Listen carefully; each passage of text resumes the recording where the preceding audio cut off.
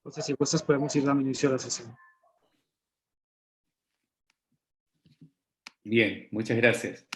Bueno, muy buenas tardes, aquí desde Chile, Santiago de Chile, saludando a todas las personas que están en este enlace internacional y particularmente a las que están en Costa Rica, en San José. Me voy a presentar, les saludo a José Rosas Vera, soy profesor titular de la Facultad de Arquitectura, Diseño y Estudios Urbanos de la Pontificia Universidad Católica de Chile, y esta tarde, 15 horas en Costa Rica, estaré moderando la mesa 3B, la cual va a ser grabada, como ya se ha dicho, para ser colgada posteriormente en la página web del Congreso, por lo que solicitamos su autorización al respecto. La Escuela de Arquitectura de la Universidad de Costa Rica y el comité organizador del quinto Congreso Internacional ISUF-H Costa Rica 2021, traducido al castellano como Seminario Internacional sobre Forma Urbana, capítulo hispánico, les da la más cordial de las bienvenidas a todas y todos quienes nos acompañan el día de hoy. Se les recuerda que pueden hacer sus consultas o comentarios por medio del chat de Zoom o bien verbalmente en el periodo de preguntas y debates que ya les indicaré en qué momento ocurrirá. Esta tarde nos corresponde la mesa perteneciente a la línea 3 sobre regeneración, rehabilitación y renovación en la ciudad y su impacto en la forma urbana. Esta línea aborda las recientes discusiones transdisciplinares en los estudios de la forma urbana.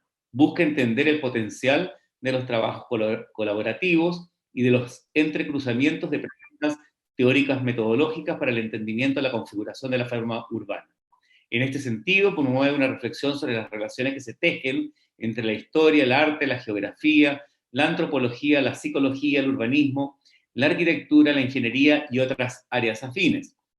El acelerado desarrollo de las ciudades exige, por una parte, una exploración de nuevas problemáticas desde perspectivas capaces de posibilitar múltiples visiones de un objeto de estudio, y por otra, superar la parcelación del conocimiento que reflejan las disciplinas particulares para comprender las complejas realidades de la ciudad contemporánea. Estamos, como podríamos decir, ¿no es cierto?, obligados a salir de nuestras estrechas límites disciplinares y integrarnos en esta conversación cruzada. Para ello nos acompañan Claudia Verónica Zárate García de la Universidad Autónoma de México, Fernando Calonge Reillo e Ivette Flores Lafont de la Universidad de Guadalajara de México, Ana Paula Montes Ruiz de la Universidad Autónoma de México y Mónica López Franco del University College of London. A continuación, y según el orden que se indica en el programa, vamos a escuchar en primer lugar la ponencia 224, Desplazamiento residencial y conservación urbana, Centros Históricos de Ciudad de México y Guadalajara, de Mónica López Franco del Reino Unido, como ya he dicho. Consecutivamente seguiremos, después de los 10 minutos que le toca a Mónica, la 135 con Renovación Urbana en Guadalajara, México, los espacios ignorados de una visión, con Fernando Calonge de México e Ivette Flores Lafont también de México. A continuación seguiremos con la 183 titulada Milticac, forma emergente de la confluencia entre el turismo y la regeneración urbana en Ciudad de México, de Ana Paula Montes Ruiz, de Costa Rica. Y finalmente terminaremos con la ponencia que tenemos considerada para la última sesión, ¿no es cierto?, que sería la número 224, ¿ya?, que es desplazamiento residencial, discúlpeme, me equivoqué con el número de la ponencia, que es, como les decía, la ponencia número 54, que trabaja sobre el tema de impactos en zonas patrimoniales, la transformación y gentrificación turística en 2 colonias de la Ciudad de México, de Claudia Verónica Zárate García, de la Universidad Nacional Autónoma de México. Frente a estas 4 presentaciones, con sus 10 minutos respectivos, se va a abrir un periodo de preguntas, en la cual daremos la palabra a través de las pertinentes consultas que se encuentran en el chat del Zoom, y posteriormente, para finalizar, haremos un cierre de la actividad con resumen de los principales aspectos. Eso. y la despedida correspondiente. Así que a continuación, tal como hemos organizado, dejo con ustedes a Mónica López Franco. Adelante, Mónica, sus 10 minutos que nos ayudarán aquí a controlar entre todos. Muchas gracias.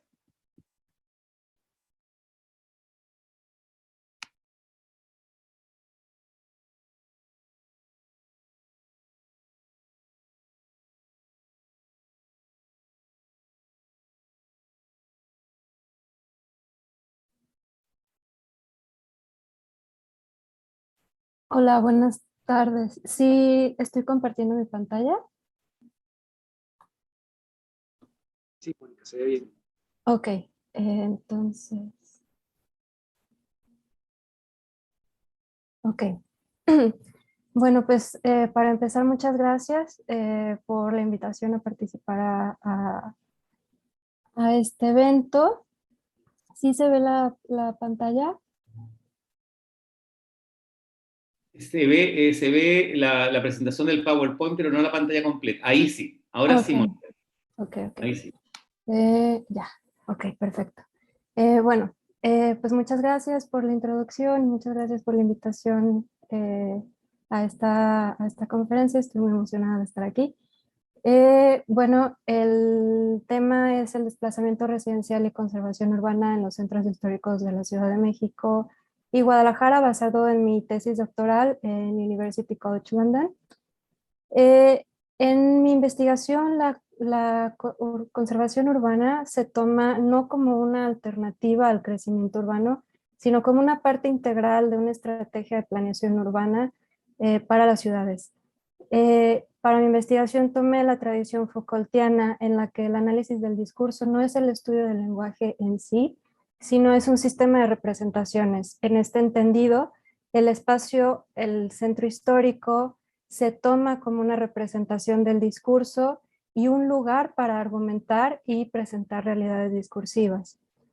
Bueno, la metodología es cualitativa y para conocer procesos sociourbanos y espaciales e identificar una agenda de renovación urbana y sus implicaciones para proveer y asegurar vivienda para diversos grupos sociales, bajo la hipótesis o la pregunta de si los marcos teóricos de conservación urbana y las estrategias de renovación urbana más puntuales promueven la igualdad social dentro del esquema de vivienda en ambos centros históricos. Para esto se hizo un análisis de instrumentos legales y de planeación y también información primaria como entrevistas a autoridades, académicos y habitantes, así como otro tipo de data que se utilizó como soporte. Bueno, vemos los centros históricos de Guadalajara y Ciudad de México, pero en esta investigación se ven más allá de monumentos y se ve el paisaje urbano como contenedor de dinámicas urbanas complejas. Entonces vemos, tenemos una delimitación de centro histórico para cada uno, pero se ve que no solo abarcan núcleos monumentales. En el caso de la Ciudad de México, bueno, la delimitación se otorgó en 1980 a nivel nacional y en 1987 se reconoce como sitio Patrimonio Mundial de la UNESCO y es en el 2011 en el que se genera un plan de manejo de planeación y la delimitación del centro histórico detona una unificación en la visión que se ha tenido desde el principio para el mismo. Y vemos, bueno, también una cantidad de población muy baja. Para el centro histórico de la ciudad de Guadalajara vemos otra historia, vemos dos visiones de patrimonio muy diferentes o de centro histórico muy diferentes. El perímetro azul es el reconocido como zona de monumentos por la Secretaría de Cultura del Estado, mientras que la delimitación naranja es la que se usa para el plan parcial de desarrollo del centro histórico. Es el que yo usé en mi investigación porque es en el cual hay estrategias de planeación urbana, pero es importante conocer que hay dos visiones diferentes y pueden llegar a ser contrastantes y esto llega a detonar un conflicto en el acercamiento hacia el centro histórico. También aquí vemos que la población es bastante baja. Bueno, pues dentro del marco del análisis de discurso, en los 3 grupos entrevistados, el grupo A siendo de agentes de gobierno, grupo de académicos y grupos habitantes, vemos diferencias en la forma de percibir y describir el centro histórico. En los 3 grupos sí hay un consenso en los descriptores negativos. Los más mencionados son abandono, degradación y estado ruinoso. Y estos son los principalmente utilizados para describir el centro histórico de manera general. Cuando se les pregunta cuáles son cosas positivas del centro histórico, los grupos A y B se concentran en la delimitación del centro histórico para describir su identidad, mientras que el grupo C, los habitantes, describen el sentido del lugar para describir su identidad. Esto nos sienta en lugares muy diferentes en la visión y planeación del centro histórico.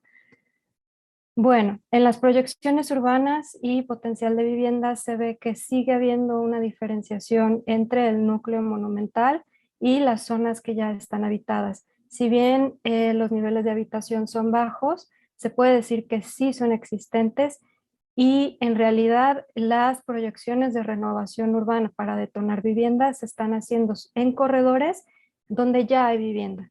Entonces, esto nos arroja la pregunta, ¿qué tipo de vivienda vamos a ver? Bueno, para también entender un poco el tipo de vivienda que vamos a ver, necesitamos entender que son centros históricos donde hay una jerarquización en la catalogación de monumentos y esto nos va a detonar el tipo de restricciones y el tipo de inversión que se va a requerir, considerando que muchos de estos monumentos para vivienda van a estar en estado deteriorado y van a requerir una inversión importante. Bueno, eh, para el Centro Histórico de la Ciudad de México me concentré en el Corredor Cultural de Regina.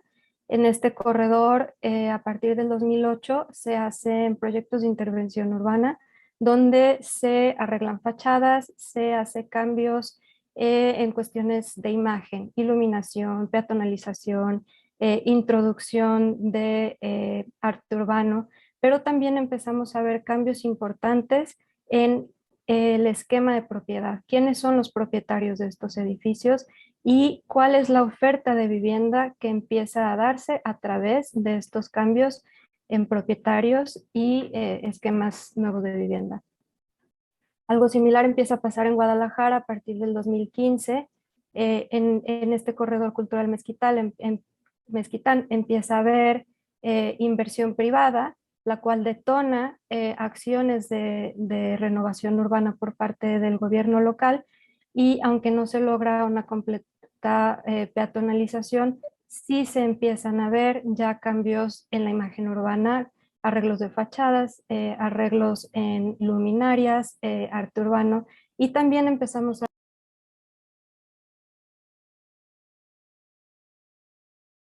Se muteó Mónica. Perdón, no sé qué pasó.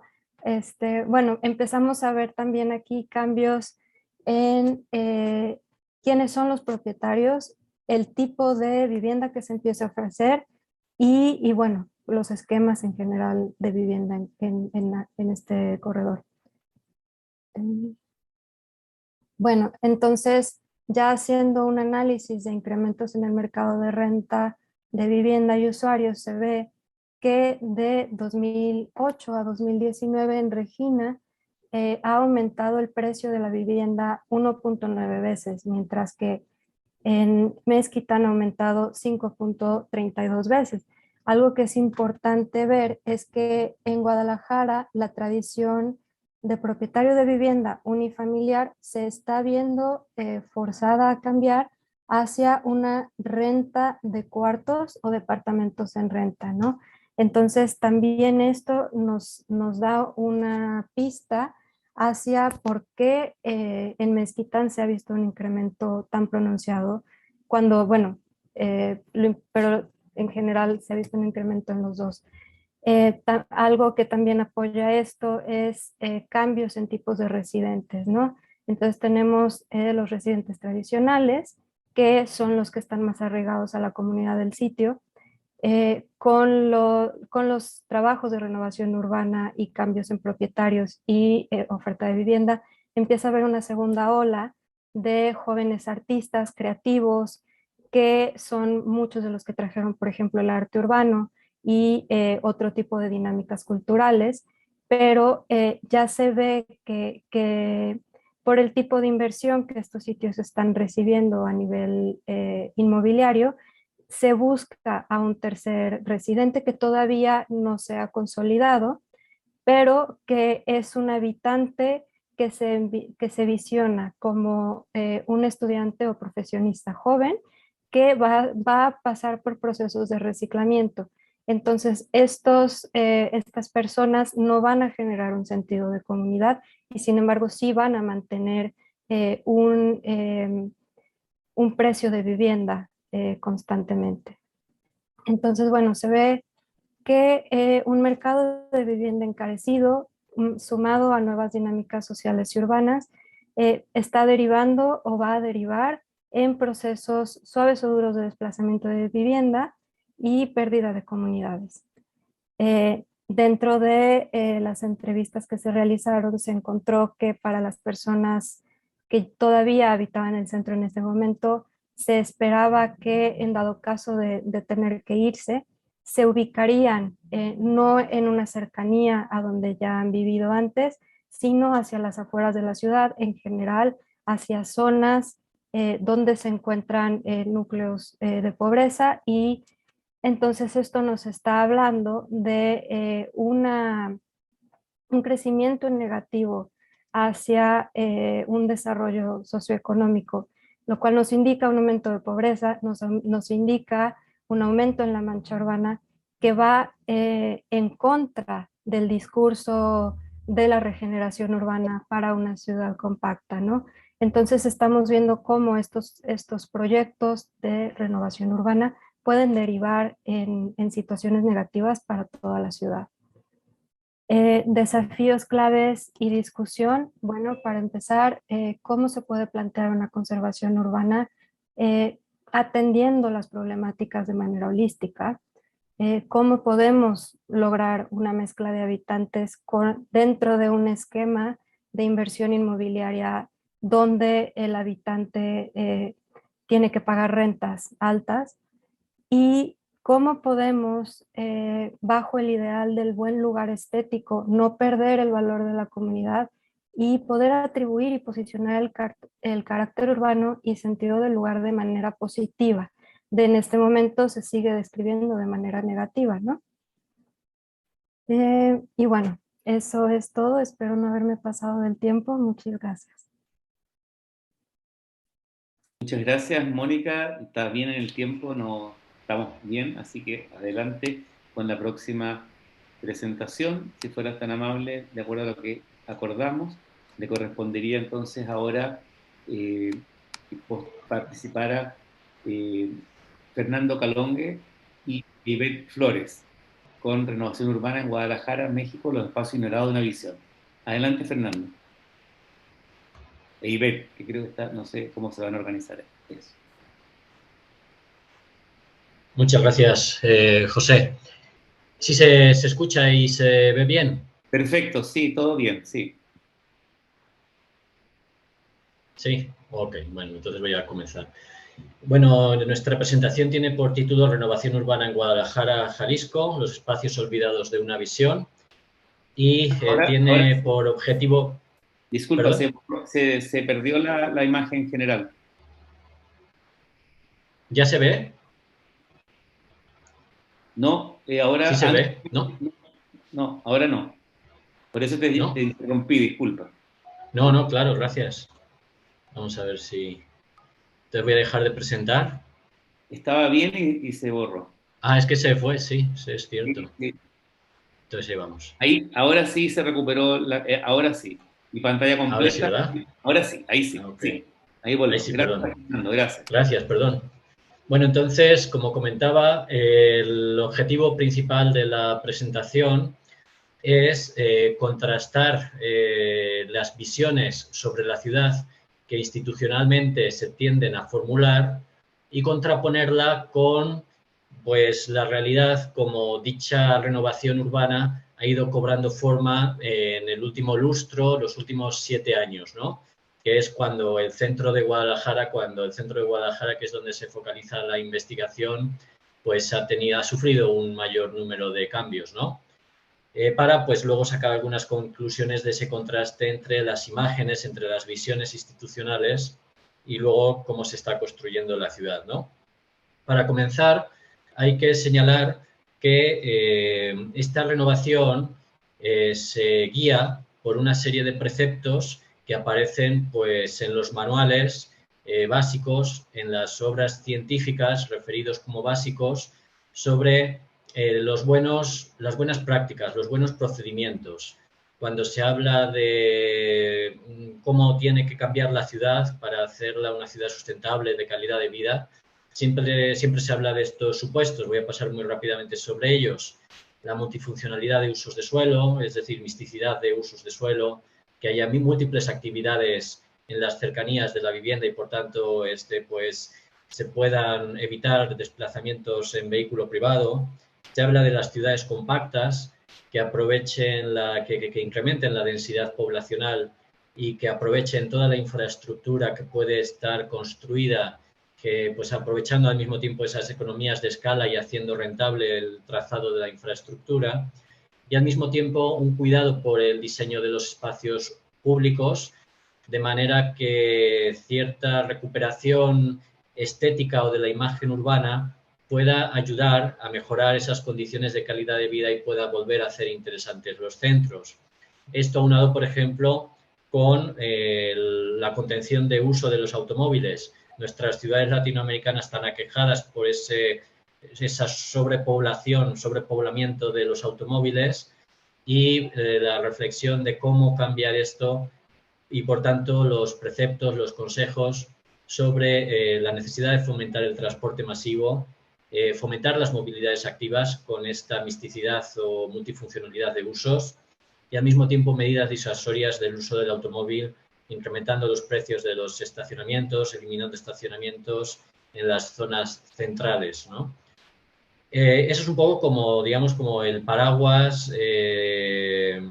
institucional, académico, pero también organizacional, que cubre las buenas prácticas sobre cómo construir, sobre cómo rehabilitar, remodelar un centro urbano, ¿no? Ahora pasamos a analizar cómo se ve, cómo se visualiza la metrópoli desde las fuentes institucionales. En particular, analizamos más a profundidad el programa de desarrollo metropolitano con una perspectiva 2042, así como el programa de ordenamiento territorial metropolitano, de todos ellos de la metrópoli de Guadalajara. Se detectan como algunos ejes de actuación, ¿no? En primer lugar, la necesidad de democratizar la productividad y los beneficios económicos que surgen de la producción colectiva que se produce en la ciudad, que aparece en la ciudad. El diagnóstico es que existe una alta marginalidad y pobreza junto a sectores de alta plusvalía, justapuestos territorialmente con sectores de alta plusvalía.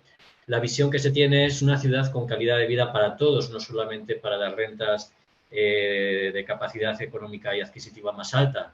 Para ello se establecen herramientas como instrumentos para la retención de plusvalías y redistribución. Es decir, que los impuestos que se generan con las remodelaciones puedan ayudar para redistribuir territorialmente y reacomodar situaciones de desventaja social con aquellos grupos pues, más marginados, ¿no?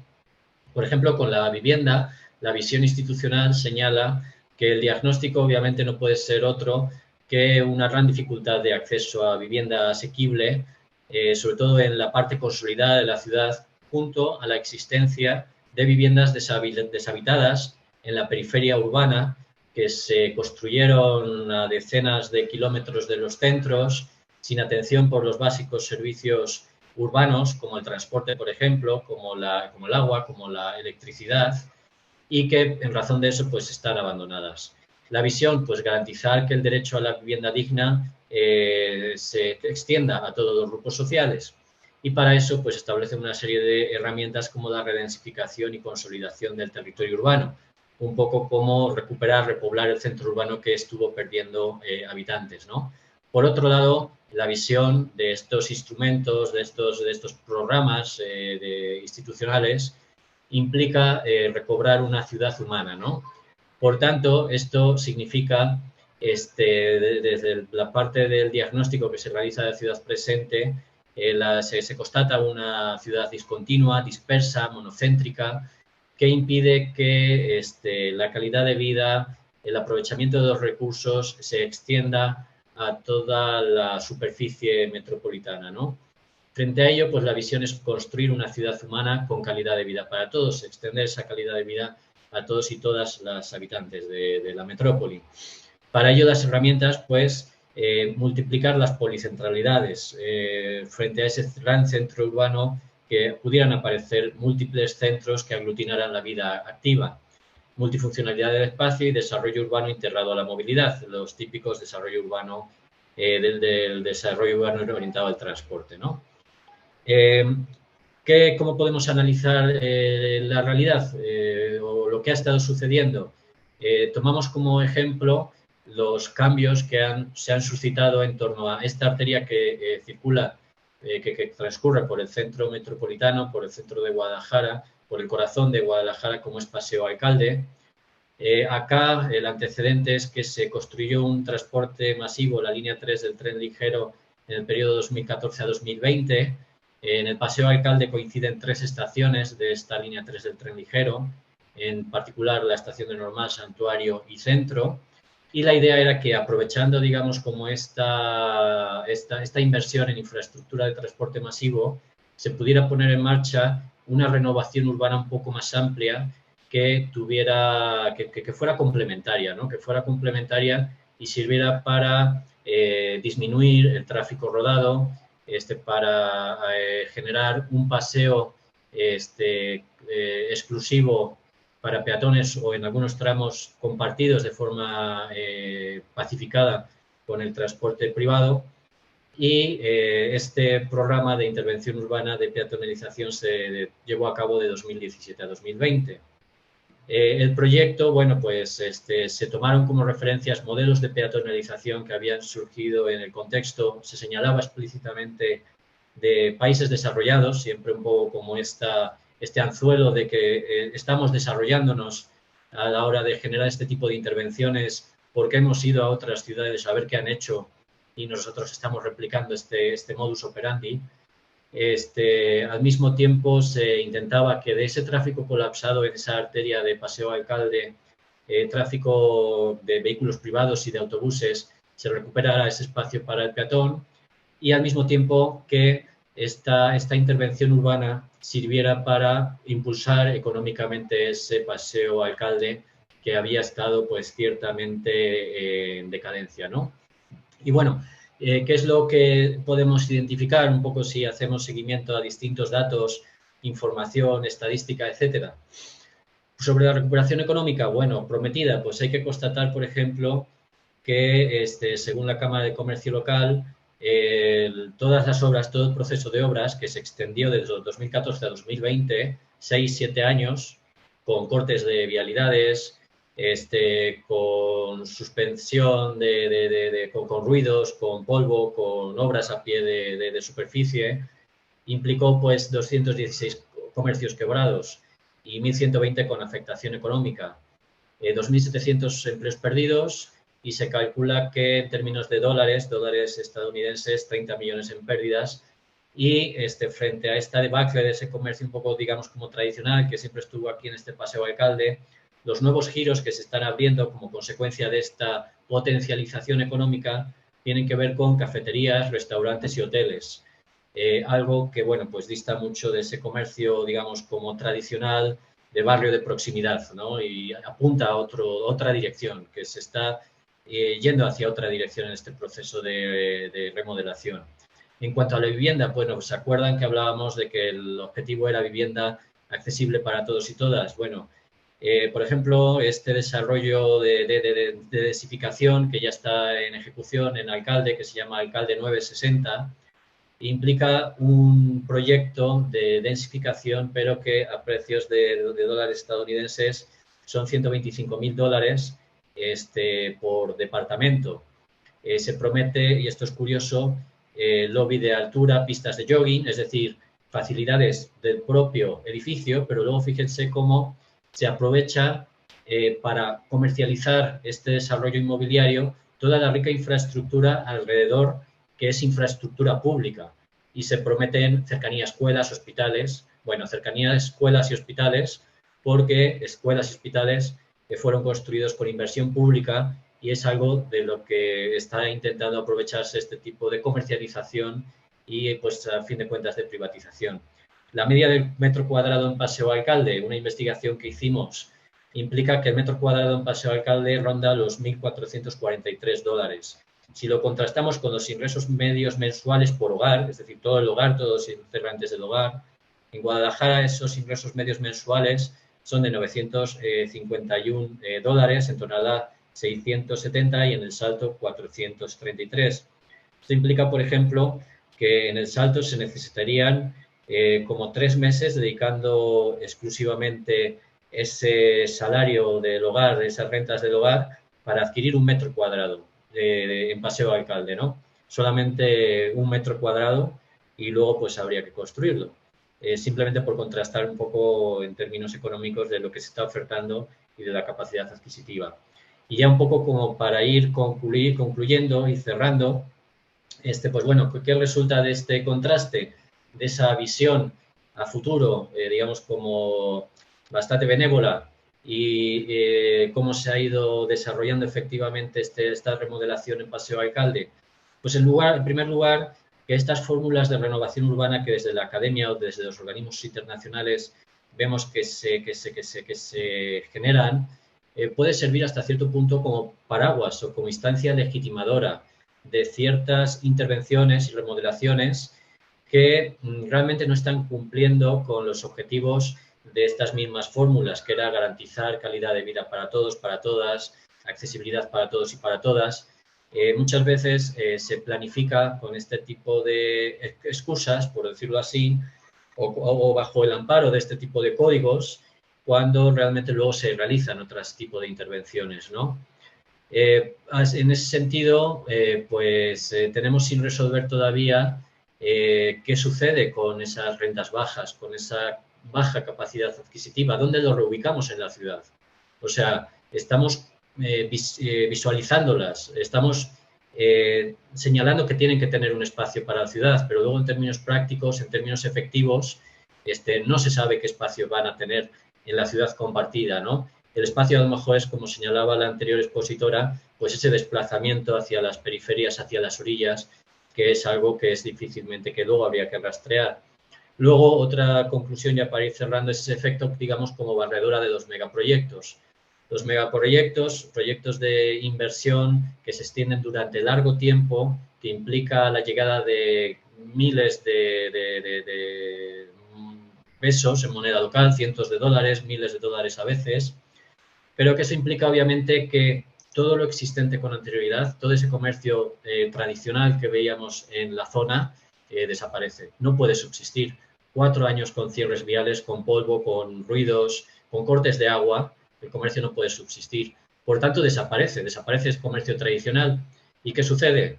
Bueno, pues es espacio comercial que termina la infraestructura, termina la construcción, y poco a poco vemos cómo van ocupándolo otros giros, otras franquicias que poco o nada tienen que ver con ese comercio tradicional de barrio y de proximidad, y que tienen mucho que ver con el turismo, con la llegada de clases medias, clases altas, etcétera, ¿no? Y ya como última conclusión, pues la dificultad que tenemos, no ya a lo mejor de pensar, sino de regenerar efectivamente un espacio en nuestra ciudad proyectada, en esa ciudad que deseamos, que se desea de las instituciones, de parte de las instituciones, un espacio a la ciudad de siempre, a la ciudad tradicional latinoamericana. Parece que si seguimos la evolución de estos desarrollos prácticos, estos desarrollos reales, el futuro de nuestras ciudades tendría que ser un futuro homologable y calcable a la ciudad de Portland, de San Francisco, pero ¿qué pasa con esa identidad de la ciudad latinoamericana tradicional y el espacio que estamos creando para ella en todas estas transformaciones multimillonarias que están surgiendo? Muchas gracias de parte de los autores de la ponencia. Muchas gracias. Gracias, Fernando, y también Ivette por esta presentación. Y a continuación, entonces, proseguimos con Ana Paula Montes Ruiz, con la ponencia mítica Forma emergente de la confluencia entre el turismo y la regeneración urbana en Ciudad de México. Adelante, Ana Paula. Gracias. Hola, buenas tardes.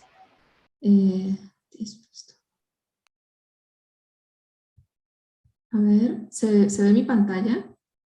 Se ve la página de... No se ve en este momento, la tiene ahí, ahora sí. Ahí tienes que ponerla en pantalla completa y ahora se ve, sí. Sí. Ajá, perdón. Ahí, excelente. Ahí, listo. Buenísimo, bien. Bueno, pues buenas tardes a todos. Yo soy costarricense, pero vivo en México, por eso era el enredo. Sí. Para esta mesa sobre regeneración y forma urbana, yo quisiera compartir con ustedes un extracto de una investigación que realicé el año pasado en el Centro de Investigaciones Interdisciplinarias en Ciencias y Humanidades de la UNAM. Éramos un equipo de trabajo, pero yo voy a presentar la parte que yo hice, ¿no? Esta investigación fue sobre este proyecto que ven ustedes acá en la pantalla, se llama Mítica. Es un megaproyecto de uso mixto que se ubica al sur de la Ciudad de México en la alcaldía Benito Juárez. Mítica Ciudad Viva, como lo nombra su eslogan publicitario, está conformado por edificios de uso habitacional, comercial y de servicios. La torre residencial, con una altura de 267 metros, será o es de 62 niveles, está por acabarse y albergará un total de 1.200 departamentos. Incluye además este conjunto un edificio de más de 30 niveles para oficinas corporativas, así como un centro comercial, que son estas imágenes que ven ustedes, restaurantes, un hospital y un heliopuerto. Contará con 15.000 cajones de estacionamiento, por lo que será el complejo con mayor estacionamiento del país, además con servicios para usos exclusivos de los habitantes, de los residentes, como fitness club, spa, alberca y juegos y áreas para niños y realización de eventos. Prevé además una intervención de espacio público para hacer subterránea la calle Real de Mayorazgo, que se ubica en esta colonia Joco, y posibilitar que a nivel de superficie se construya una explanada peatonal que conecte Mítica con el antiguo centro financiero Bancomer, que se prevé se convierta en un centro de convenciones. Entonces los desarrolladores compraron varias propiedades para poder hacer este gran complejo. Entonces, bueno, por medio del análisis del marketing inmobiliario digital que circula en redes sociales, yo analicé el perfil de Facebook de Mítica y el perfil de Instagram.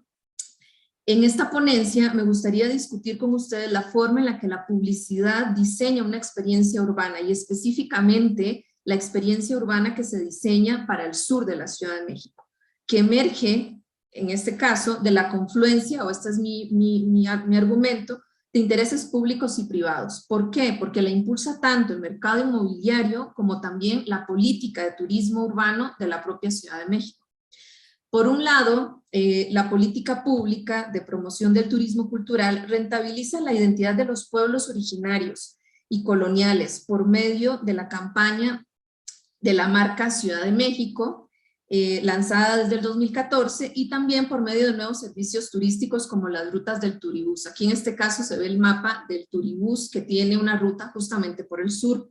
Por otro lado, aquellos recursos patrimoniales de tipo histórico, cultural y arquitectónico que han sido puestos en valor por estas políticas turísticas también son acaparados por la industria inmobiliaria, ¿no?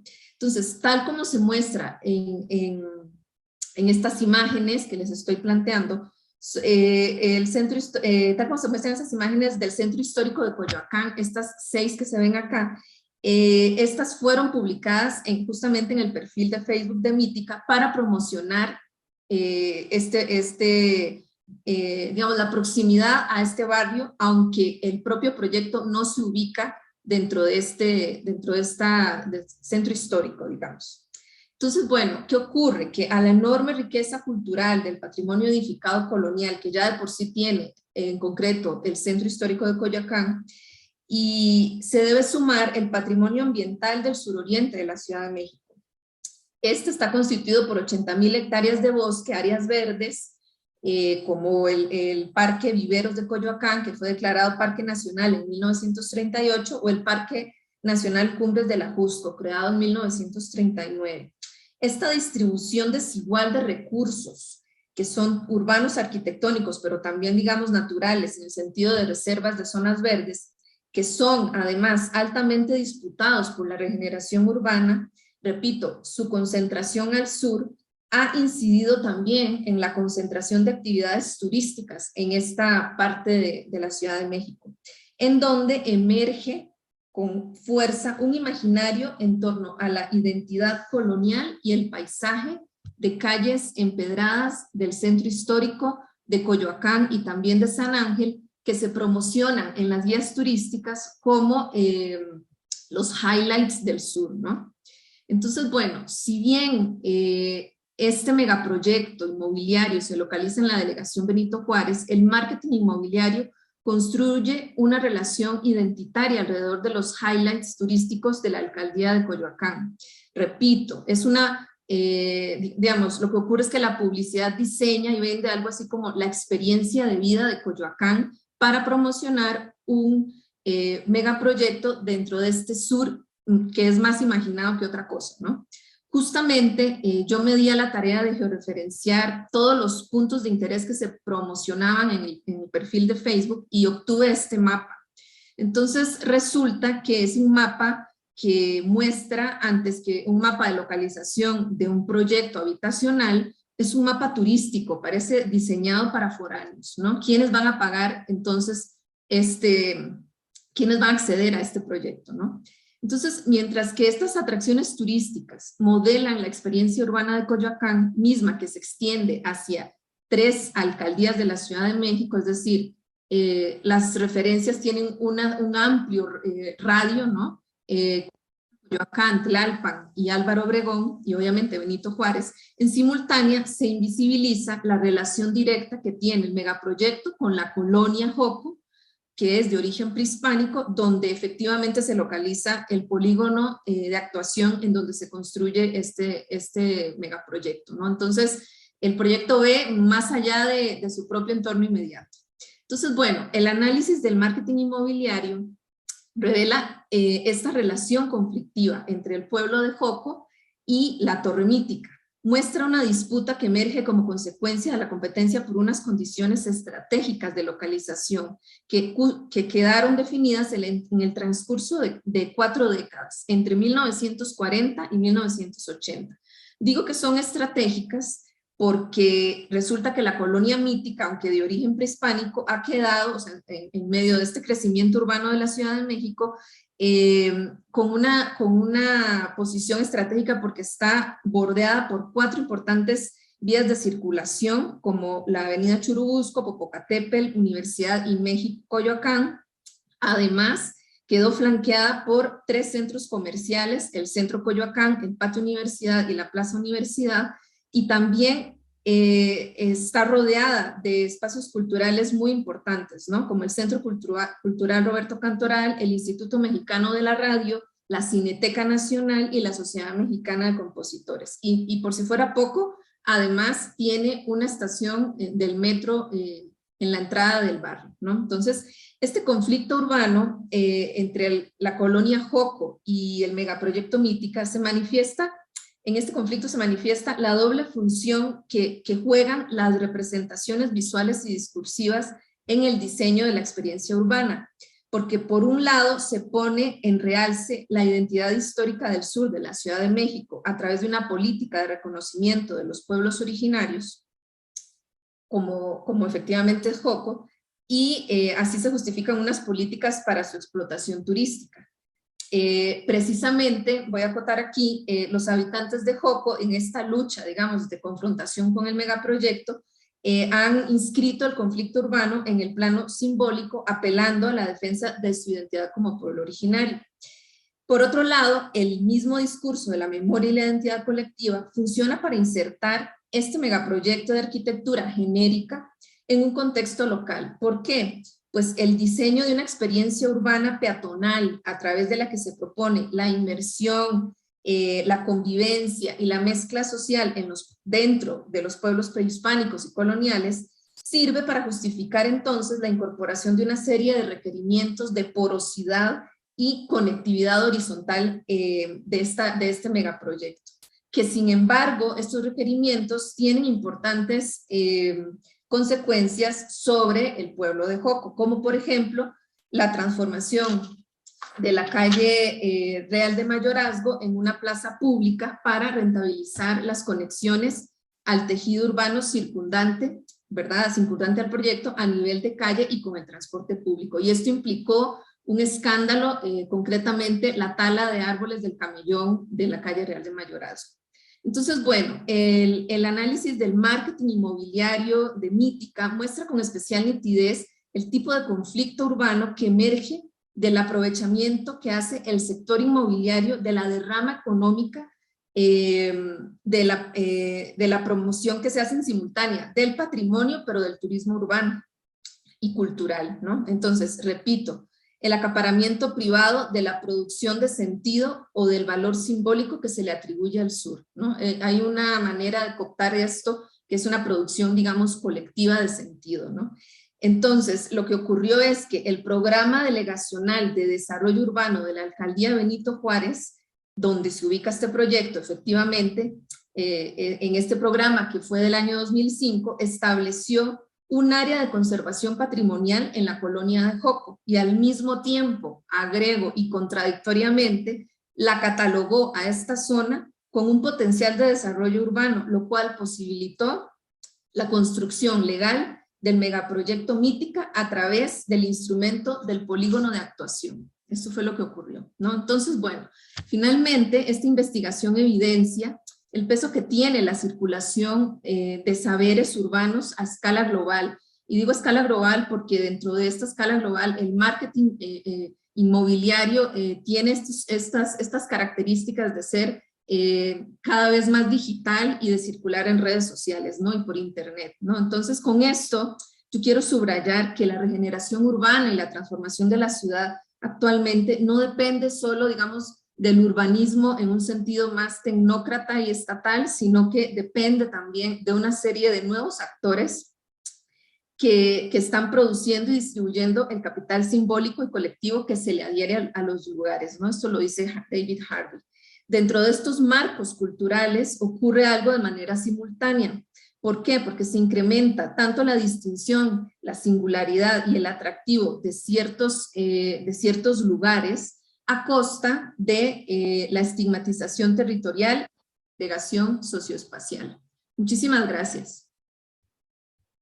Muchas gracias a ti por la presentación y vamos a agradecerle a Ana Paula Montes, ¿no es cierto?, por esta presentación de Mítica, forma emergente de la confluencia entre el turismo y la regeneración urbana en Ciudad de México, para pasar a la última presentación de Claudia Verónica Zárate García, titulada Impactos en zonas patrimoniales ante la transformación y gentrificación turística en 2 colonias de la Ciudad de México.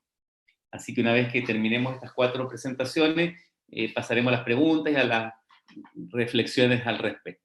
Gracias, Ana Paula, y adelante, Claudia Verónica. Gracias, buenas tardes a todos. Primero que nada, muchas gracias por la invitación al Congreso.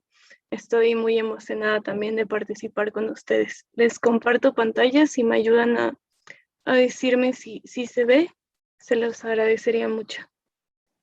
Se ve y hay que cambiar a toda la pantalla eso. Ahí okay. Está. Ahí está. Okay. Claudia Zárate. Gracias. Sí, yo les voy a hablar un tanto del extracto de mi trabajo de tesis, de la maestría. Estoy por titularme y esto es parte de lo que he desarrollado a lo largo de 2 años de mi maestría en arquitectura en la Universidad Nacional Autónoma de México. Bueno, yo les voy a hablar acerca de la transformación y gentrificación turística en 2 colonias de la ciudad central, en la Ciudad de México.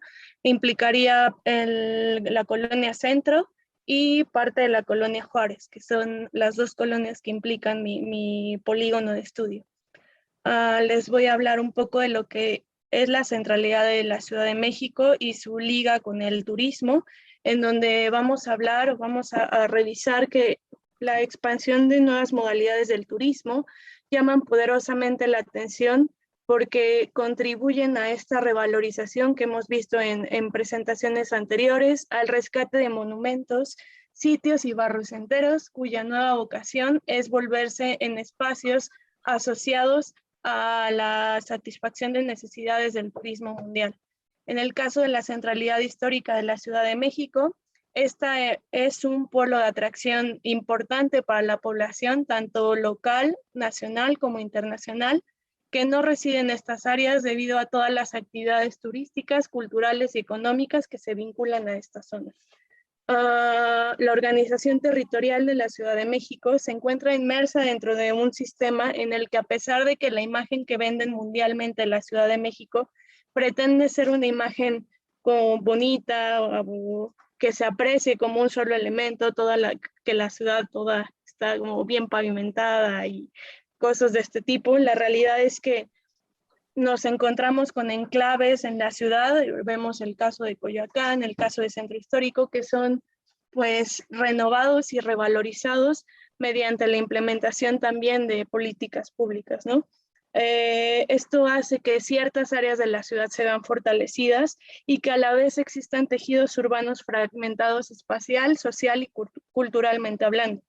Esto detona pues un tanto la pregunta de cuál es el papel del gobierno mexicano ante la mercantilización de este espacio urbano y cómo es que este actúa dentro de la creciente llegada de servicios de alojamiento turístico ante este déficit de vivienda al que nos enfrentamos desde hace muchos años en la Ciudad de México, ¿no?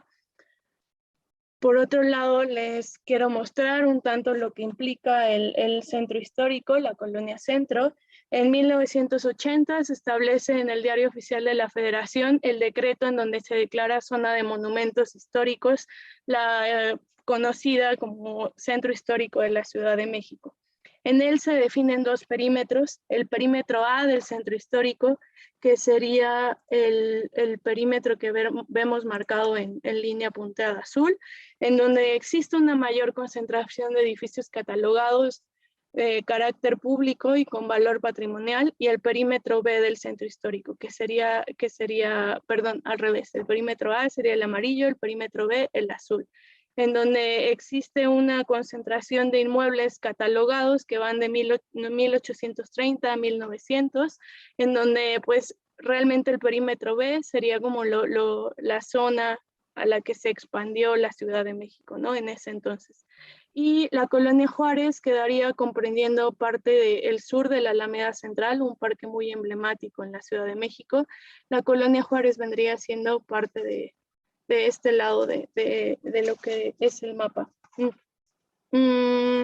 Algo que es importante mencionar es que lo que hoy concebimos como centros históricos en un momento determinado de la historia conformaron la totalidad de la ciudad, por lo que estos centros fueron constituidos como un lugar heterogéneo que contaba con una gran diversidad de usos de suelo.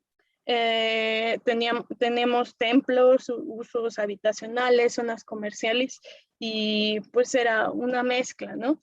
Uno de los errores en la concepción de estas zonas consiste en entenderlas actualmente como un lugar que es homogéneo, con una visión monumental, en donde se impulsa la especialización de funciones urbanas y de usos de suelo, y en consecuencia una pérdida progresiva de la vivienda de estas zonas. Por otro lado, les quiero hablar de este vínculo que existe entre esta centralidad del turismo, en donde podemos ver que una de las recientes expresiones de la venta de la imagen de la ciudad a nivel mundial se desarrolla dentro de la puesta en marcha de nuevas tecnologías digitales, en las que, aunado a campañas turísticas que ha implementado el gobierno de la Ciudad de México, provocan una intensa afluencia de visitantes, sobre todo en las zonas centrales de la ciudad. En esta se observa una intensa rehabilitación urbana dentro de su territorio con fines turísticos que provoca cambios en los usos de suelo, un incremento en el valor del precio del suelo, rehabilitación de viviendas deterioradas para estancias políticas y construcción de nuevos establecimientos comerciales. Un tanto el tema de la Ciudad de México como atractivo turístico va muy de la mano con la venta de tours turísticos, la venta de vacaciones como una necesidad humana, esto es a nivel mundial, y la mercantilización de la ciudad como un escaparate para el atractivo turístico. Es importante mencionar que esto como antecedente viene de las políticas públicas en la Ciudad de México, las cuales tuvieron una transformación importante tras la participación de la fracción tecnócrata en 1982, en donde se potenció la implementación de políticas públicas neoliberales en el territorio mexicano, que buscaban la modernización, descentralización o democratización del Estado. Estas políticas convirtieron a la Ciudad de México en un espacio atractivo para la inversión del capital global, pues crearon condiciones adecuadas para la atracción de negocios e inversiones, incentivando acciones privadas que han ido transformando la morfología urbana, evidenciando con esto la asociación histórica del poder económico con el poder político. Hasta antes de la década de los 80, las preocupaciones de las ciudades consistían únicamente en la regulación del crecimiento urbano. Sin embargo, posteriormente a esta década se puso en marcha la implementación de políticas económicas que implicaban una renovación urbana. Acá es un poco un resumen del reporte ejecutivo del perfil del turista del 2017, en donde nos indica que cerca del 33% de los turistas que nos visitan en la Ciudad de México el motivo de su visita es por vacaciones. También es importante aquí recalcar que el turista internacional pasa cerca de 11 noches en cada que vacaciona en nuestra ciudad, ¿no? Esto es importante por el tema de los alojamientos que veremos a continuación. Por otro lado, algo importante es lo que menciona este informe, que dice que durante el mes de noviembre es cuando más afluencia de visitantes tenemos. Esto es probablemente por toda la festividad en torno al Día de Muertos. Acá traigo esta imagen a colación, puesto que es el conocido festival carnaval de Día de Muertos, ¿no? Que surge tras una película de James Bond, que se vuelve una tradición y que de ahí el gobierno se cuelga un poco para promover la identidad mexicana, ¿no? Y es este juego que se va haciendo. Por otro lado, quiero hablarles de la centralidad de inversiones, un tanto del posicionamiento de la Ciudad de México dentro del sistema global, en donde se ubica la Ciudad de México como dentro de un marco de competencia en el que se materializan el incremento de actividades que busquen mejorar la satisfacción de distintos públicos objetivos a través de inversiones privadas, captación de nuevos fondos de inversión y mejora de infraestructura para la satisfacción de turistas extranjeros y visitantes locales en su experiencia en la ciudad. Y por último, la organización a la par de eventos deportivos y actividades culturales.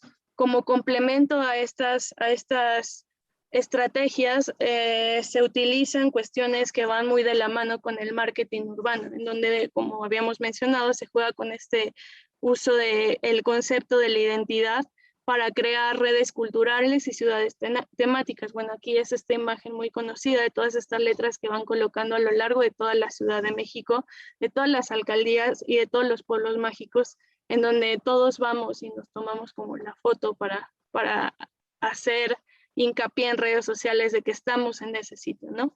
Este juego con la identidad. Por otro lado, traigo este diagrama en donde se busca explicar este proceso de renovación y valorización simbólica dentro de esta centralidad.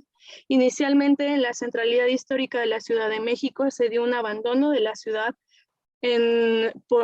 mediante el congelamiento de rentas, o las personas creían que ya era muy caótico vivir en el centro de la Ciudad de México, a dar pie a una imagen de esa centralidad que se convirtió en algo negativo, un proceso de desvalorización y la inversión de este proceso que implica el reciclamiento de muchas de estas zonas urbanas.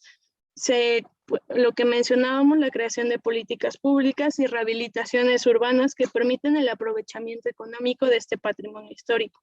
Este tipo de renovaciones generan efectos socioeconómicos sobre el patrimonio urbano, provocando que éste se vea sujeto a procesos de mercantilización urbana, a la que nos referiremos utilizando el término de gentrificación.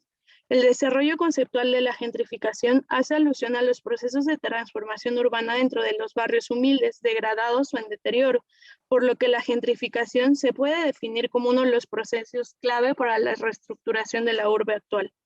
Este concepto surge en la década de los 60, sin embargo, su auge se da a finales de este siglo, cuando este se articula con fenómenos de globalización, neoliberalismo, polarización de barrio y privatización de espacios públicos.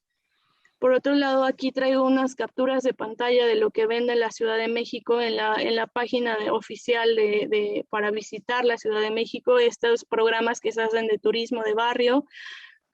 Muchos de los espacios turísticos que promocionan en la página de la Ciudad de México están concentrados en esta zona, salvo la colonia Roma, Xochimilco y Coyoacán. Existe una creciente importancia en esta valorización simbólica que forman parte de este imaginario colectivo, con el fin de facilitar renovaciones y reinversiones de capital en estas áreas por medio del consumo mediante la generación de estos nuevos enclaves de ocio y de hostelería basados en gustos que van directamente planeados para grupos privilegiados. Parte de mi investigación de la maestría consistió en el análisis y mapeo de datos censales.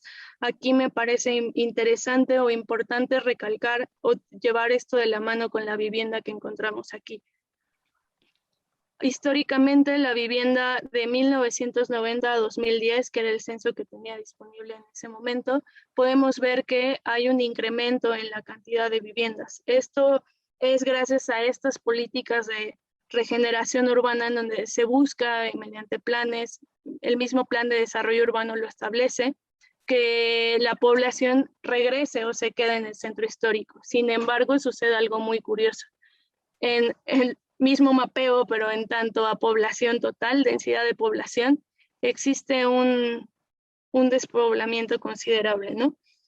Esto pues resulta contradictorio, un tanto contradictorio con las políticas o las ideas que se tienen de repoblar el centro histórico, lo que nos lleva a pensar quiénes son o qué está pasando con estas viviendas producidas, quiénes las están habitando, ¿no?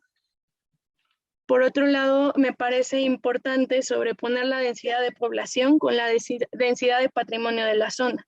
Esto nos permite darnos cuenta de que a mayor densidad de patrimonio de este lado, menor es la cantidad de personas que residen en estas zonas. Esto nos permite ver de manera gráfica cómo es que se comporta esta parte de la ciudad y cómo es que la vivienda o los inmuebles que teníamos como vivienda se están convirtiendo ya sea en restaurantes, en museos o en hoteles.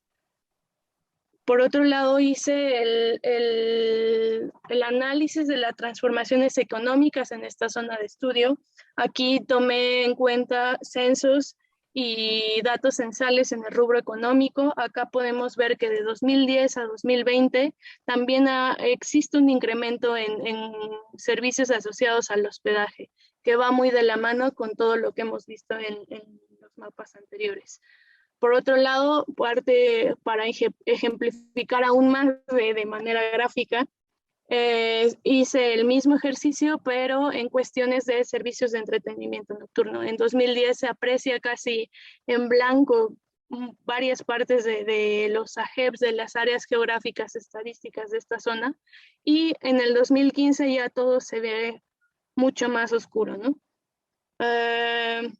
Acerca de esta transformación urbana y cómo esto trajo consigo inicialmente un aumento de precio en las rentas a más del doble, el cierre de negocios y la apertura de centros nocturnos como atención a estas necesidades de turistas. O sea, se vuelve una zona nocturna donde hay mucho relajo en la noche, para el vecino es también incómodo y esto a la vez va generando que se vayan mudando de estas zonas. esto lo ligo en mi investigación con el tema de la economía colaborativa y el auge de Airbnb. O sea, observando en mapeos que existen ya por plataformas como Airbnb, se va viendo cómo con el paso de los años se van pintando de más colores todas estas colonias. Es decir, que existe una mayor oferta de estos inmuebles. ¿Qué es la economía colaborativa? Es una manera reciente de consumir ciertos servicios. Uno de los casos más exitosos de esta economía es el caso de Airbnb, el cual se trata de una nueva forma de consumo de servicios turísticos en el que las personas buscan alquilar o intercambiar productos, en este caso inmuebles, mediante aplicaciones informáticas y digitales. Esta plataforma digital pone en contacto individuos que quieren rentar una habitación, casa o departamento con aquellos que buscan un alojamiento turístico, distinto a las estancias cotidianas en hostales y hoteles. Airbnb inició desde el 2008 y es una plataforma que sirve para publicar, dar publicidad y reservar alojamientos. Bueno, este es un mapa que les comentaba. La plataforma es Inside Airbnb. Aquí podemos ver la Ciudad de México. El centro histórico se ubica por aquí. La Colonia Juárez viene en este triangulito, pero podemos ver que la mayor oferta de estos inmuebles están concentrados en la parte central de la Ciudad de México. Esto también va muy ligado a cuestiones de movilidad de transporte, además de las zonas patrimoniales. Es mucho más fácil moverte en estas zonas que acá abajo en Iztapalapa y Milpalta. Todas estas alcaldías que quedan más hacia el sur. Bueno, acá tengo un mapeo de la cantidad de Airbnbs por AGEB en la zona de estudio. Podemos ver que la parte que más concentra estos Airbnbs es en la Colonia Juárez, que sería este triangulito que viene por acá, al sur de la Alameda, acá arribita queda la Alameda, y parte de la Colonia Roma y de la Colonia Roma.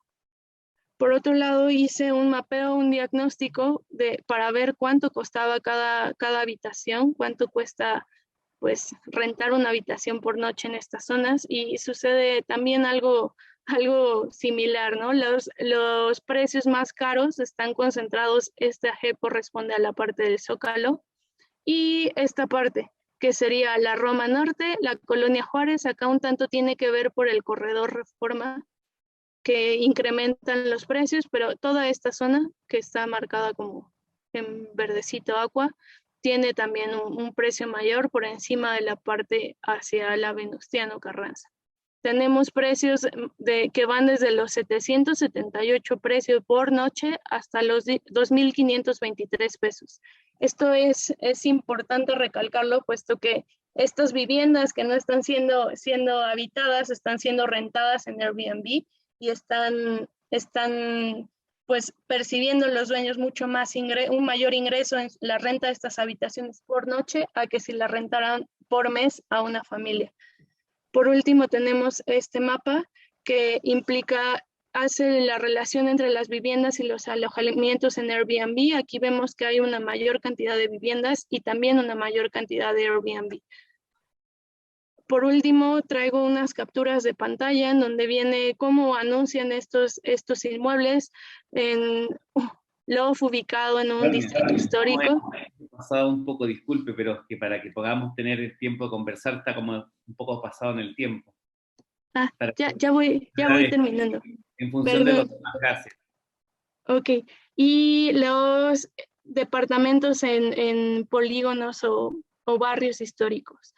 Como parte de las conclusiones, tenemos que este espacio urbano se convierte en una mercancía de cambio. El tema del marketing, la exclusividad, el que te venden estos espacios como ricos, icónicos y con alta plusvalía. La expectativa de beneficios por parte del sector inmobiliario, y por último, una crítica a esta falta de regulación que existe del gobierno mexicano, que es importante que se realice y que se investigue, todo esto con el fin de lograr garantizar los derechos a la ciudad y a la vivienda de los residentes de la Ciudad de México. Y eso sería todo por mi parte. Muchas gracias. Gracias a ti, Claudia, y disculpa que te hubiera interrumpido, pero es que como nos pusieron un límite que es a las dentro de 20 minutos y hay algunas preguntas en el chat y quizá unos comentarios finales, tuve que hacerlo, así que mi excusa. Sí, no, una disculpa. Ya, voy a leer algunas de las preguntas o consultas que hay acá. Lo que pasa es que se me desplazó un poco no sé si me puede ayudar de ahí del Congreso para la lectura, porque hay una que es Lucía, pero lo tengo medio visto, no lo veo entero el chat. Sí, te colaboro con eso. Sí, es que no tengo, como se desplaza el chat hacia arriba y ya ha pasado tiempo, no puedo leer completamente la pregunta, pero de todas maneras, lo que tengo aquí, si lo pudiéramos subir, sería más fácil para mí leerlo. Ok, si gustas te lo leo y... Ya, léelo tú, por favor, es más fácil. Son dos las preguntas, tres importantes, ¿no es cierto? La de Lucía y dos de Andrés, por favor. Gracias. Lucía Arriba pregunta, hay un debate amplio alrededor de la efectividad de las categorías de conservación en contextos urbanos, centros históricos, sitios y monumentos, especialmente porque ellas promueven en algunos contextos políticas. Algunos de ustedes las han señalado que favorecen el mercado y no al derecho a la ciudad, al derecho al patrimonio, a la ciudad y a la existencia de las relaciones comunitarias. ¿Es posible un escenario para la conservación del patrimonio urbano más allá de las categorías? ¿Cuáles serían posibles salidas ante las fuerzas del mercado que impulsan los impactos que ustedes han presentado, entendiendo que el derecho al patrimonio es un derecho colectivo? No sé si contestamos esa o prosigo con la lectura. Yo, si quieres, sigo yo ahora, las puedo leer las otras dos que las veo y podemos cerrar, digamos, con la participación de los cuatro ponentes respecto a estas preguntas, indistintamente, y después yo hago un cierre con un poco del resumen. Perfecto. Andrés Jiménez, gracias también. Andrés Jiménez Corrales pregunta, buenas tardes, muchas gracias a Ana Paula por su presentación. ¿Podríamos decir que este es un proyecto que genera un tipo de política internacional desde el lugar para la atracción de inversiones?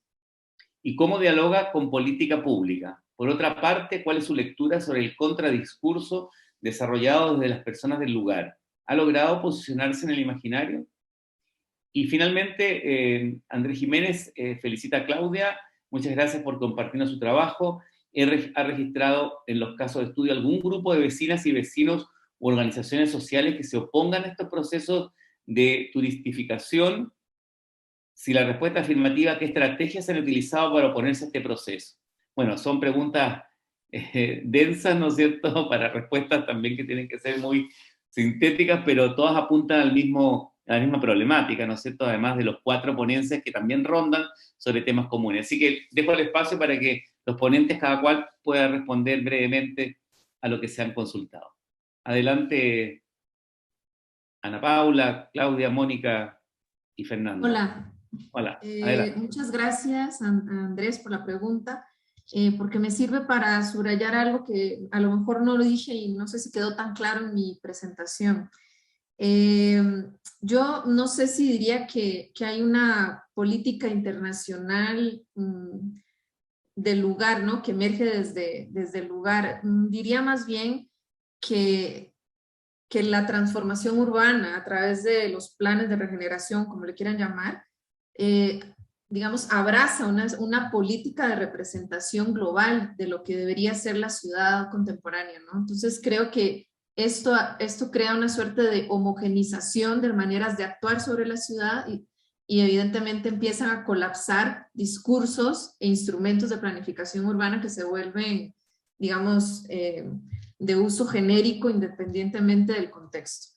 Y esto es evidente en justamente la forma en la que los tres actores que yo analizo en mi ponencia, que es una ponencia chiquitita, pero que es un trabajo de investigación un poco más grande, que sería los habitantes de Joco y toda su lucha enfrentada contra Mítica, la institucionalidad, es decir, la política de turismo del propio gobierno de la ciudad, y por otro lado los desarrolladores inmobiliarios. Resulta que utilizan exactamente el mismo discurso para defender cada uno su posición, ¿no? Que tiene que ver con el patrimonio cultural, con la identidad de los pueblos originarios y con toda esta, digamos, capa de información de índole simbólico que digamos que hace parte de la constitución de un lugar. Entonces, a mí me parece sumamente importante detectar estas coincidencias más que las divergencias entre los actores, porque esto nos permite en alguna medida entender la penetración que tienen estos modelos que no nos permiten tomar una posición divergente entre los actores y más bien colapsan nuestras visiones sobre la ciudad. Eso es lo que me parece muy, muy importante de señalar. Ana Paula. Claudia, Mónica, Fernando, ¿alguna consideración Bueno, al respecto? si, Mónica, adelante, sí. si pudiera... bueno, más que quería abordar la primera pregunta primero. Pregunta si hay un esquema en el concepto de restauración patrimonial que tenemos en México en el que podemos ver otro tipo de dinámicas, bueno, al menos eso entendí. Y creo algo de lo que no pude hablar porque, bueno, es muy poco tiempo y abordo en mi trabajo es que se debe de hacer una revisión de lo que entendemos por las acciones de restauración de patrimonio.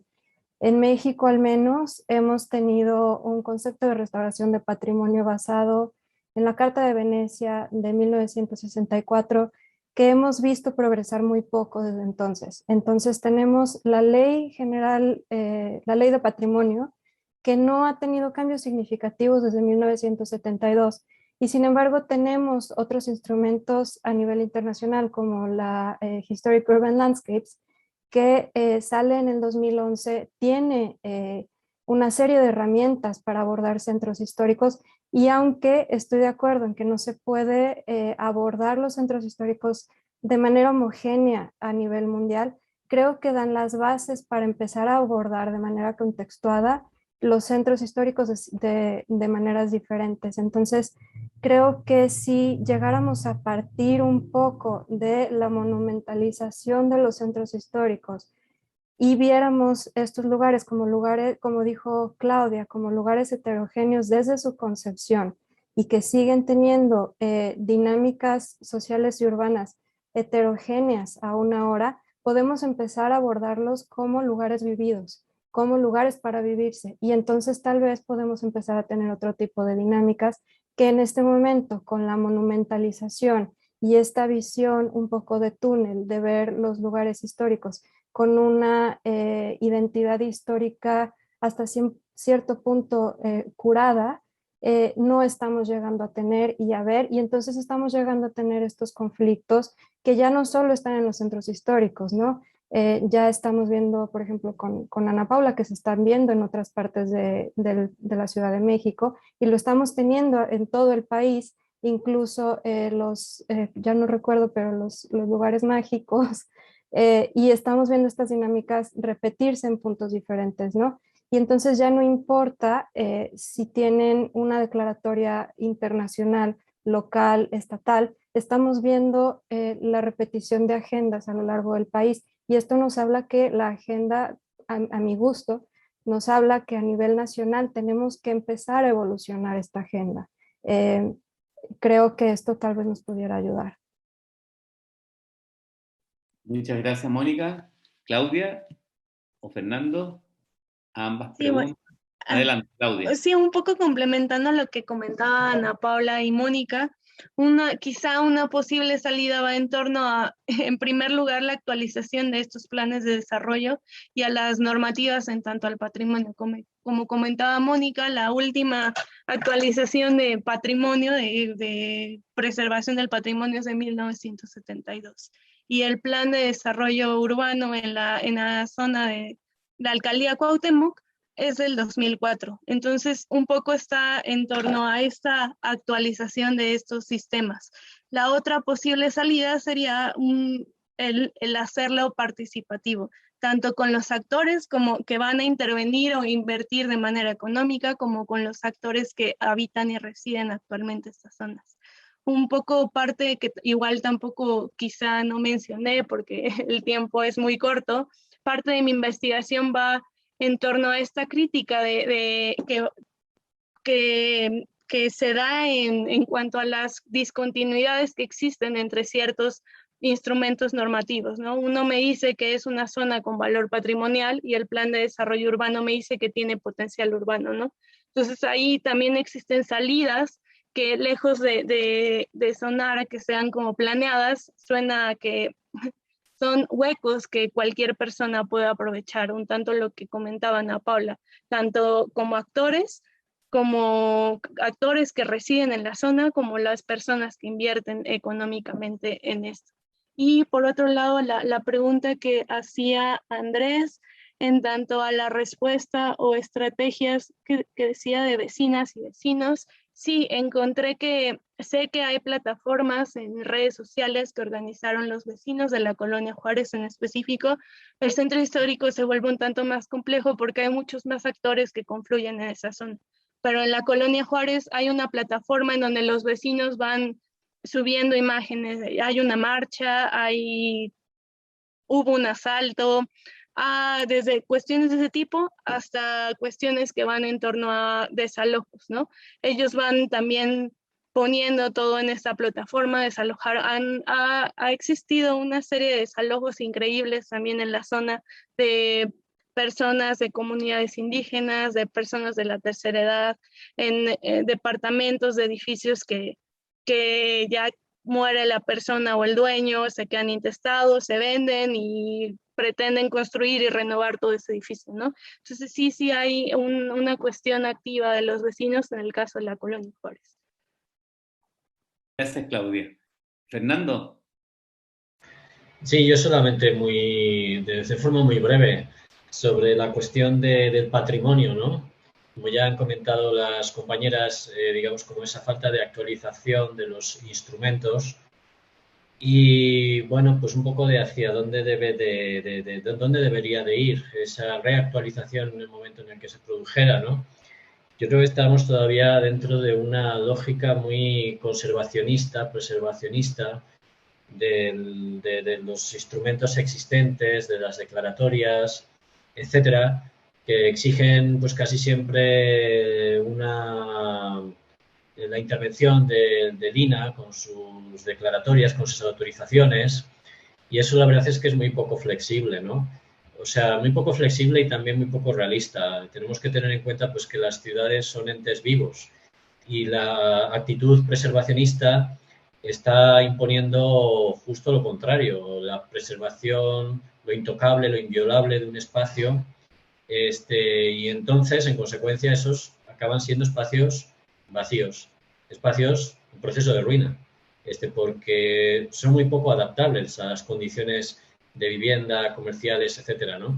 Entonces, bueno, yo creo que los instrumentos pues debe de ir en el sentido de que las ciudades son colectivos de arquitecturas, de ecosistemas, de humanos, y que esos colectivos son colectivos vivos y que los humanos tenemos que seguir vinculándonos con sentido y con, digamos, con éxito y con viabilidad a las arquitecturas, ¿no? No se nos puede imponer no tocar arquitecturas simplemente, entre comillas, por la preservación de una historia. Si seguimos dentro de esa mirada preservacionista, pues posiblemente esa historia acabe abocada al fracaso porque siga en proceso de ruina, porque no encontramos sentido vital a esos espacios dentro de este marco conservacionista, ¿no? O sea, simplemente señalar un poco ese sentido hacia dónde deberían de transcurrir o transitar las próximas regulaciones o estipulaciones institucionales. Gracias. Gracias a ti, Fernando. Mi socio aquí de ISUF H Costa Rica, ¿estamos en el tiempo un poco para ver el resumen final? ¿O queda todavía alguna conversación entre los que están acá en la mesa? Todavía hasta las 4:30 nos queda para poder sí, cerrar. Poquito tiempo. Bueno, no sé si alguien más quisiera aportar de los que están presentes acá alguna idea. Si no, yo me atrevería un poco en base a las 4 presentaciones que han hecho y, por supuesto, sumándome a las felicitaciones a cada uno de los ponentes que han presentado en un esfuerzo siempre muy encomiable, ¿no es cierto?, de poco tiempo, un trabajo enorme, como los icebergs, la punta solamente de un trabajo muy profundo. Algunas cuestiones que me parece que son desde afuera, desde incluso esta distancia que me encuentro hoy día en Chile, o hacia el sur de América, junto con aquí José María también quizás, ¿no es cierto? Poder comentar algo de lo que está ocurriendo coincidentemente en el norte, en México, ¿no? Dado que las 4 presentaciones rondan no solamente sobre el tema del patrimonio, sino que también sobre lo que sucede en el país de México, que por cierto todos sabemos y reconocemos su enorme desarrollo en materias de patrimonio y también en este caso, paradojalmente, en el turismo, que como ustedes bien dicen es prácticamente una contradicción intrínseca en la problemática que han presentado. Me parece significativo destacar que las 4 presentaciones, cada una toca un tema de fondo importante, que yo creo que puede ser bonito como recalcar, ¿no es cierto?, al respecto. Mónica, desde una mirada, ¿no es cierto?, sobre los centros históricos de México y Guadalajara, en esta especie de comparación, ¿ya? En cierta medida está destacando esta discordancia, que me parece que es un tema que está válido para las 4, pero voy a partir con ella, ¿no es cierto?, en las visiones sobre el acercamiento al centro histórico. O sea, cómo hay unas discordancias también en las aproximaciones al centro histórico y también ciertas coincidencias, como lo ha dicho también Ana Paula, Claudia y Fernando, con el tema de las contradicciones con la declaración de zonas patrimoniales y al mismo tiempo de desarrollo urbano, que pareciera ser un contrapunto difícil de conciliar. Es curioso, ¿no es cierto?, cómo el fenómeno, también lo mostró, creo que Claudia, o Ana Paula, un círculo virtuoso y vicioso, ¿no es cierto?, que se da entre el abandono y el deterioro y la obsolescencia de las zonas residenciales, al mismo tiempo que el desplazamiento de sectores poblacionales o los cambios de uso del suelo, con el incremento en los mercados de rentas de viviendas y usuarios, y en eso Mónica pone un acento bien interesante en esta comparación. Complementariamente, yo diría que Fernando Calonge e Ivette Flores, tocan un tema realmente importante, ¿no es cierto?, cuando se contrastan las visiones institucionales de la ciudad y la realidad de cómo la ciudad toma forma. Esto es algo muy frecuente también en todo el continente, y creo que tiene una condición más paradigmática que local. Por supuesto, hay un abandono de ese sueño, o un rechazo a ese sueño al que todos aspiramos, que lo dice en la investigación Ivette y Fernando, ¿no es cierto?, sobre la ciudad como un lugar para vivir, cuando por el contrario, ¿no es cierto?, bajo un objetivo de redensificación y regeneración urbana, más bien lo que se hace no es una ciudad más humana y con mejor calidad de vida, sino que también una ciudad que desplaza, igual que Mónica, o también lo señala Ana Paula, ¿no es cierto?, a los habitantes o residentes originarios. Es muy importante en el caso del Paseo Alcalde, creo, reseñar el ejemplo que están planteando, ¿no es cierto?, y sobre cómo coloca unos temas globales de la ciudad actual, ¿no es cierto?, su multifuncionalidad, su policentrismo, ¿no es cierto?, sus discordancias entre modelos de accesibilidad vehicular por transporte privado y público con respecto a los procesos de peatonalización. Es decir, un poco seguimos con las discordancias. Ana Paula toca un tema poco frecuente, me parece súper interesante el tema de esta discordancia entre la imagen urbana y el imaginario urbano. Es decir, cómo, en este caso mítica, ¿no es cierto?, esta forma urbana emergente, que de alguna manera se apoya en la regeneración urbana y la alta densificación de este megaproyecto, que equivale también en otra escala mayor, ¿no es cierto?, a lo que Paseo Alcalde presentaron, cómo la forma en que la publicidad se infiltra, ¿no es cierto?, y diseña una estrategia para fortalecer un mercado inmobiliario y al mismo tiempo subsidiado por una política pública. Es decir, es una cosa increíble, ¿no es cierto?, que sea el mismo Estado el que subsidie de alguna manera y genere el negocio de los privados, apoyándose, curiosamente, en lo que bueno, Ana Paula dice con mucha precisión, ¿no es cierto?, rentabilizar lo colonial e incluso los valores de las etnias originarias y de ciertos sectores locales, costumbristas, que hacen que México tenga esa especie de posibilidad de sincretismo cultural que se abusa y se usa en demasía.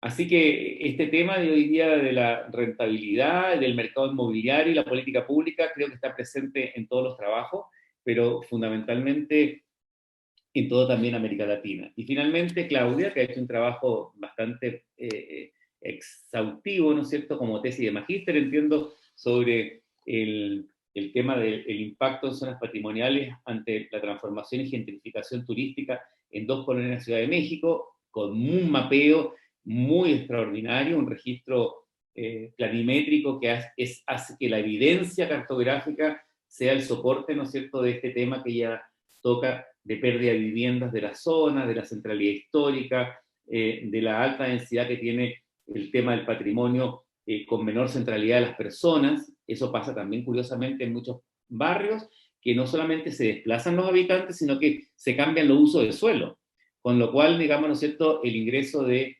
hoteles, residenciales, restaurantes, etcétera, mejoran la renta del suelo por vía de conversión a otros usos. La venta también de la imagen de la ciudad, con la cual, ¿no es cierto?, tiene una enorme conexión con lo que trabaja Ana Paula, y que va mostrando, ¿no es cierto?, en estas 4 presentaciones, y con esto yo quiero cerrar un poco porque creo que las 4 tocan que en México está hoy día una discusión interesante en la ciudad como un campo de tensiones y conflictos. Eso es extensible a todo nuestro continente, pero particularmente, ¿no es cierto?, el tema de las contradicciones en las ciudades metropolitanas e intermedias, esa especie como quien dice, anhelo, lo decía Fernando, ¿no es cierto?, de una ciudad latinoamericana, de ciertos valores de la ciudad latinoamericana, que parece que nosotros no nos queremos convencer y aspiramos a modelos de desarrollo para parecer desarrollados cuando en el fondo tenemos ciudades, bueno, ustedes en México son los que más lo tienen, ¿no es cierto? Basta recorrer Guadalajara, la propia Ciudad de México, ¿no es cierto?, y otros centros importantes, incluido Monterrey, yo diría que está más al norte y bastante más norteamericano, por así decirlo, que el resto, ¿no es cierto? Hay esa enorme valorización de la cultura local y real, que se manifiesta fundamentalmente en cosas que son el vestuario, la comida y las artes. Así que yo creo que ustedes tienen todas las condiciones que, por ejemplo, en las antípodas está Chile, donde nosotros prácticamente somos los ingleses de Sudamérica, y por tanto, en realidad, no necesitamos ninguna tradición local ni global, que es importante que se revierta. Pero yo diría que estos temas, los 4 temas, están trabajando sobre la ciudad neoliberal y el proceso de sustituciones y la eliminación de las marcas y patrimonios previos. Finalmente, el tema de fondo, que yo creo que las une a las 4, y me atrevo a sugerirlo como una propuesta, ¿no es cierto?, de trabajo de la mesa, en base a las preguntas de Lucía y de Andrés, ¿no es cierto?, y las que ustedes mismos han respondido, es las discordancias que se dan entre la comprensión del fenómeno, su lectura, sus textos, los apoyos bibliográficos, y la realidad de los hechos. Hay como una especie de bipolaridad entre cómo se explican, ¿no es cierto?, cómo se comprende el fenómeno y la realidad de los hechos. El mejor ejemplo es lo que han dicho ustedes y Ana Paula, ¿no es cierto?, que la normativa introduce zonas patrimoniales al mismo tiempo que le genera un incentivo al desarrollo inmobiliario y, por tanto, a la renovación y la sustitución de esas mismas piezas, o en todo caso, a la imitación, ¿no es cierto?, de un cierto espíritu colonial o de ambientación, de atmósfera, ¿no es cierto?, de ciudad, en bajo una mirada renovada. Lo que decía Fernando, ¿no es cierto?, esta ciudad que no se conoce, esto que está escondido, esto que está subterráneo, yo creo que es una cosa a sacar. Otra discordancia que los trabajos, los 4, presentan es entre la planificación de la ciudad, lo había dicho un poco, pero yo creo que es entre los técnicos que planifican la ciudad, entre los que de alguna manera construyen la imagen de la ciudad, que son los urbanistas, ¿no es cierto?, los tecnócratas, incluso la misma academia, no tanto en los temas de investigación, que siempre son bastante críticos, sino que en los temas de operatoria del urbanismo, de la enseñanza del urbanismo en la escuela de arquitectura, que probablemente incitan a estos modelos de desarrollo, ¿no es cierto?, vamos a decir, nuevos, de megaproyectos, de grandes conjuntos, etcétera, etcétera, y los imaginarios urbanos de los habitantes. O sea, no hay coincidencia para nada, y por tanto hay un campo de conflictos enorme. También entre los intereses inmobiliarios y los sectores habitacionales. Es decir, probablemente los intereses inmobiliarios de los habitantes son mejorar las viviendas, como también decía Fernando, ¿no es cierto?, sus avenidas, sus calles, mantener una cierta escala, una cierta vegetación, una cierta calidad de vida, un espacio barrial, ¿no es cierto? Incluso si utilizamos la trilogía de Lefebvre, ¿no es cierto?, que tenga que ver con las representaciones, las prácticas sociales, ¿no es cierto?, y los elementos de identidad. ¿Ah? Y en cambio los intereses inmobiliarios lo que es captar este espíritu y tratar de vender o pasar gato por liebre, ¿no es cierto?, liebre por gato en ese sentido. Por otro lado, también una discordancia entre la promoción de la individualidad del sistema neoliberal y las lógicas de la ciudad como un lugar para vivir, como decía Fernando y Beto. O sea, y finalmente, esta especie de dicotomía que tenemos en el tema del patrimonio arquitectónico, urbanístico, ¿no es cierto?, entre los instrumentos de patrimonialización, las declaratorias de patrimonio y las declaraciones de zonas típicas o edificios monumentales, o monumentalización, como decía Claudia, y naturalmente la reacción de los habitantes por conservar tal cual esas cosas. Por tanto, lo que hay es una especie de acción-reacción, y al final de cuentas no se produce una gradual proceso de sustitución equilibrado con las permanencias, y en general lo que tiende a pasar, inevitablemente, es que esa defensa tan reactiva de los habitantes genera que al final se vayan porque se deteriora, porque nadie lo mantiene, y nadie invierte en él. Y el proceso de sustitución entonces es bien violento para traer el negocio del que hablaba el propio Fernando, ¿no es cierto?, y Ivette con los locales comerciales, o lo que ha mostrado Ana Paula, ¿no es cierto?, con el tema de Mítica, ¿no es cierto?, en esa zona sur, o lo que Claudia y también Mónica han mostrado en sus trabajos. Así que, nada, yo creo que el tema de las discordancias entre la realidad de los hechos y el fenómeno que se está presentando es clave, y yo diría que los trabajos de ustedes contribuyen notablemente en este nuevo encuentro del Quinto Congreso ISUF a una visión mucho más crítica y mucho más también conocedora de la problemática. Así que yo les quiero agradecer, me he atrevido a hacer este pequeño resumen y sugerirle el tema de las discordancias, porque yo creo que en la academia que todos estamos trabajando, nosotros, es importante poder mostrar con evidencias cartográficas, documentales, etnográficas, cómo se producen estos trabajos tan discordantes. Si no hubiese más preguntas, mi partner aquí, mi socio, me dice que tengo que cerrar a las 4:30, ya estamos un poquito pasados. Les diría nada más que esta actividad correspondiente a la mesa 3B, sesión paralela 3B, titulada, como habíamos dicho, Regeneración, Rehabilitación y Renovación en la Ciudad y su impacto en la forma urbana, ha quedado plenamente confirmada en los 4 trabajos de los ponentes que ya he mencionado, y a quienes agradezco su presentación, el esfuerzo y el trabajo que han hecho para estar acá. Finalmente, en nombre de la Escuela de Arquitectura de la Universidad de Costa Rica y el comité organizador del Quinto Congreso Internacional ISUF H Costa Rica 2021, agradecemos su compañía e interés, también a todos los que estuvieron presentes, que fueron un número interesante, aunque todavía pequeño, de casi 15, 20 personas. Agradecemos su compañía e interés, como les dije, y los invitamos a participar en todas las actividades que se llevarán a cabo durante esta semana. Les agradecemos, revisen la programación en la página del Congreso, que ustedes ya la saben, o en Facebook, donde aparece como Congreso ISUF H minúscula 2021. Tengan todas y todos muy buenas tardes a esta altura, y en Chile, buenas noches. Ya son aquí las 20 para las 8, es una hora suficientemente prudente para irse a casa. Y nada, agradecerle también a mi apoyo técnico y académico acá en Costa Rica su atención. Que tengan muy buenas noches. Muchas gracias a todos. Gracias, hasta luego. Gracias. Hasta luego. Buenísimo. Y como queda grabado ya lo pueden ver y todo. Así que gracias. Chao, buenas noches. Gracias, Estamos buenas viendo. noches. Gracias, chao.